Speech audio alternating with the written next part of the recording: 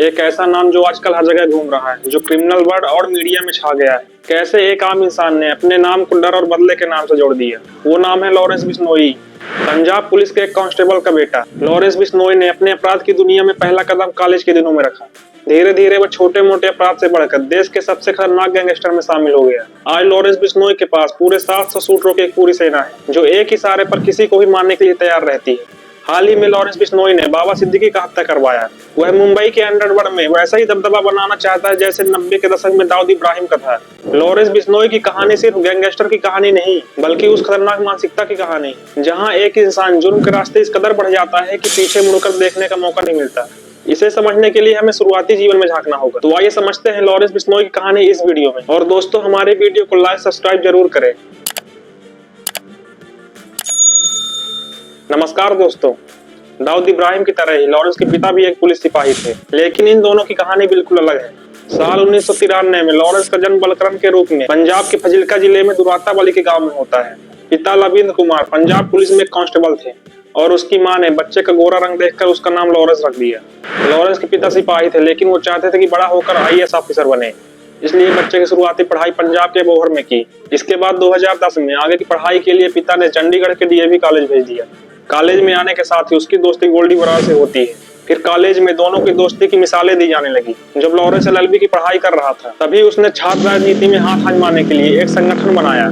इस संगठन का नाम दिया सोपू, यानी student organization of Punjab university. साल 2010 में लॉरेंस बिश्नोई छात्र संघ का चुनाव लड़ता है। उसके विपक्ष में दो ग्रुप थे, उदय शाह और डक ग्रुप, और लॉरेंस चुनाव हार जाता है। इस हार के कुछ महीनों बाद साल 2011 में लॉरेंस बिश्नोई का सामना उदय शाह और डक ग्रुप के साथ होता है और दोनों फायरिंग करते हैं। कहा जाता है कि लॉरेंस बिश्नोई ने अपने हार का बदला लेने के लिए फायरिंग की थी। यह पहली बार था जब लॉरेंस के ऊपर मुकदमा दर्ज हुआ। यह मामला गैर जमानती था और उसकी पहली बार गिरफ्तारी भी हुई, लेकिन वह जमानत पर रिहा हो गया। उदय शाह और डक ग्रुप से हुई मुठभेड़ के बाद लॉरेंस पुलिस के निशाने पर आ जाता है।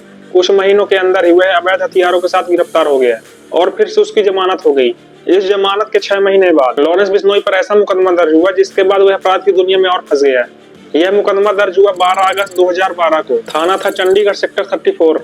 इसी दौरान 2014 में उसके मामा के दोनों बेटों की हत्या हो जाती है। इस हत्या के पीछे गैंगस्टर रमी मसाना और बठिंडा के हरगोविंद सिंह का हाथ था, जो हरियाणा के जेल में बंद था। लॉरेंस बिश्नोई ने इन दोनों से बदला लेने के लिए और हत्या करने की योजना बनाई थी। 17 जनवरी 2015 को जब पंजाब खरड़ पुलिस से पेशी के लिए ले जा रही थी, तभी लॉरेंस पुलिस को चकमा देकर फरार हो गया और खरड़ दिल्ली होते हुए वह नेपाल चला गया। नेपाल में उसने करीब 60 लाख रुपए की विदेशी हथियार और बुलेट प्रूफ जैकेट खरीदा और पंजाब हरियाणा के आसपास वह रमी मसाना की तलाश में लग गया ताकि उसकी हत्या कर सके। अभी वह रमी मसाना की तलाशी कर रहा था कि 4 मार्च 2015 को फजिल्का पुलिस ने उसे गिरफ्तार कर लिया। इस बार जब लॉरेंस बिश्नोई जेल गया तो उसने जेल में ही अपनी फौज बनानी शुरू कर दी। जेल में बैठे बैठे लोगों से रंगदारी मांगना और हत्या की सुपारी लेने लगा। साल 2017 में राजस्थान के जोधपुर के डॉक्टर चांडक और ट्रैवलर को मारने के लिए 50 लाख रुपए की सुपारी ली। उसने फोन के जरिए डॉक्टर की BMW कार में आग लगवा दी। यह केस जोधपुर में दर्ज हुआ तो उसे जोधपुर जेल ले जाया गया, लेकिन उसका वहां भी नेटवर्क चलता रहा। इसके चलते 23 जून 2017 को अजमेर की घुंघरा घाटी जेल में भेज दिया गया। अजमेर की घुंघरा घाटी जेल को काला पानी माना जाता है, जहां पूरे राज्य के कुख्यात अपराधी रखे जाते हैं। गैंगस्टर आनंद पाल इस जेल से पेशी पर जाने के दौरान वह फरार हो गया था। इस जेल में आनंद पाल के गैंग के शूटर भी थे। इस जेल में आने पर लॉरेंस की मुलाकात आनंद पाल के भाई से होती है और आनंद पाल के एनकाउंटर में मारे जाने के बाद आनंद पाल का गैंग कमजोर पड़ जाता है। तब लॉरेंस ने इस गैंग को अपनी ताकत दी। जिस अजमेर जेल में अपराधी खौफ खाते थे, लॉरेंस वहां मौज कर रहा था और वहां उसे मोबाइल मिल जाता है। जब पुलिस ने जेल में छापा मारा तो उसके पास 2 सिम कार्ड मिलता है, लेकिन उसके पास फिर से मोबाइल और सिम पहुंच गया।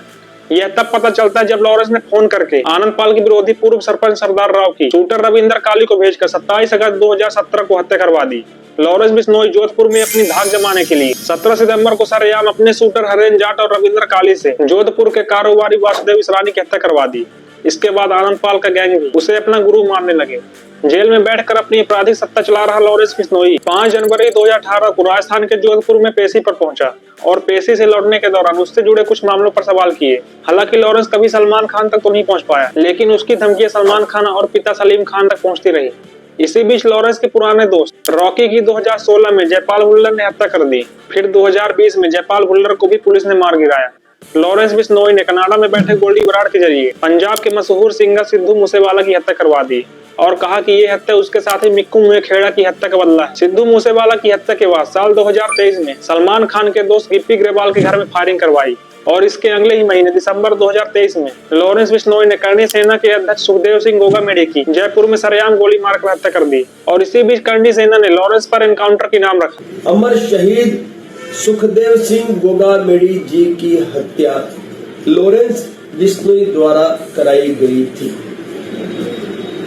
जो पुलिसकर्मी लॉरेंस बिश्नोई का एनकाउंटर करेगा, उस पुलिसकर्मी को 1,11,11,111 रुपए का पुरस्कार करणी सेना द्वारा प्रदान किया जाएगा। इसी साल अप्रैल में सलमान खान के घर में फायरिंग करवाई और अब तो सलमान खान के सबसे करीबी बाबा सिद्दीकी की हत्या करवा दी। सोचने वाली बात है कि लॉरेंस बिश्नोई सलमान खान के पीछे क्यों पड़ा है। तो हम आपको बता दें कि साल 1998 में राजस्थान के जोधपुर में फिल्म हम साथ साथ है की शूटिंग चल रही थी और सलमान खान से लेकर सैफ अली खान और तब्बू जैसे कलाकार जोधपुर में डेरा डाल रखे थे। जोधपुर से करीब 40 किलोमीटर दूर भवाद कस्बे के लोग इस शूटिंग से अनजान अपने दिनचर्या में व्यस्त थे। 27-28 सितंबर की रात भवाद के करीब कांकड़ी गाँव में सफेद जिप्सी की रोशनी चमकी। गाँव वालों ने फौरन अंदाजा लगा लिया कि शिकारी चिंकार या काले हिरण की तलाश में है। जब तक वो कुछ कर पाते कि गोली चलने की आवाज आई और गांव वाले पहुंचे तो जिप्सी को भागते हुए देखा। कुछ लोगों ने जिप्सी का पीछा किया और भागने में कामयाब रहे। जो पीछा कर रहे थे भागती हुई जिप्सी में बैठे सलमान खान को पहचान लिया और बवाल हो गया और मामले की छानबीन शुरू हो गई। जहां सलमान खान और पूरी टीम ठहरी थी वहां पर काले हिरण का अवशेष मिला और सलमान खान के ऊपर FIR दर्ज हुई। सलमान खान के जेल जाने के बाद बिश्नोई समाज के लोगों ने उन्हें माफ नहीं किया, क्योंकि बिश्नोई समाज की नींव जम्भोजी महाराज ने रखी थी। उन्होंने अपने समाज के लिए 29 नियम बनाए थे, जिसमें पशु पक्षी की रक्षा जैसे वचन शामिल हैं। और बिश्नोई समाज के लोग काले हिरण की रक्षा के लिए मशहूर हैं और उनकी पूजा करते हैं। साल 2018 में पहली बार सलमान खान और काले हिरण के बीच लॉरेंस बिश्नोई की एंट्री हुई। तब तक अपराध की दुनिया में ठीक ठाक नाम कमा लिया था। लॉरेंस बिश्नोई ने ऐलान किया कि काले हिरण के शिकार के लिए सलमान खान से बदला लेकर रहेगा और उसे नहीं छोड़ेगा। आज की तारीख में लॉरेंस भले ही गुजरात के सबसे सुरक्षित जेल में बंद है, लेकिन उसका नेटवर्क हिमाचल प्रदेश से लेकर पंजाब, हरियाणा, दिल्ली, महाराष्ट्र, उत्तराखंड तक फैला हुआ है, जबकि विदेश में कनाडा, अमेरिका, दुबई तक फैली हुई है। उसके पास 300 शूटर सिर्फ पंजाब के हैं। उसके एक इशारे पर किसी को भी मारने के लिए तैयार रहते हैं। इसके ऊपर 50 से ज्यादा मुकदमे दर्ज, लेकिन सजा किसी भी केस में नहीं है। हर अपराधी जेल से बाहर निकलना चाहता है। लॉरेंस बिश्नोई एक ऐसा अपराधी है जो जमानत के लिए अपील भी नहीं करता, क्योंकि लॉरेंस को लगता है कि बाहर के मुकाबले अंदर बैठकर अपराध करना ज्यादा आसान है। खास बात यह है कि लॉरेंस खुद को अपराधी नहीं मानता, वह अपने आप को समाज सेवी बताता है और वह अपने फेसबुक बायो पर लिखता है कि भगत सिंह को अपना आदर्श मानता है। अगर हमारी वीडियो पसंद आई हो तो ज्यादा से ज्यादा लोगों तक शेयर करें और हमारे चैनल को सब्सक्राइब करें।